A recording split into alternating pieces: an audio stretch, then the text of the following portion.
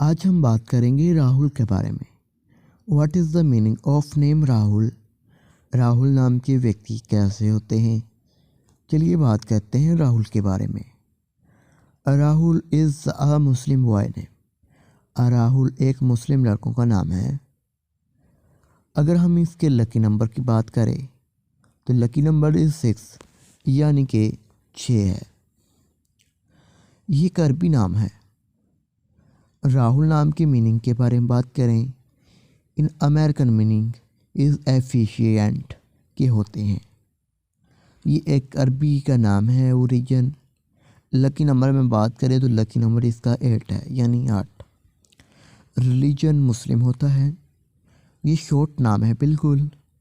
और अगर हम राहुल नाम की लेंथ की बात करें, नेम लेंथ की, तो 5 लेटर्स एंड 1 वर्ड से मुकम्मल तौर पर कंप्लीट नाम बनता है।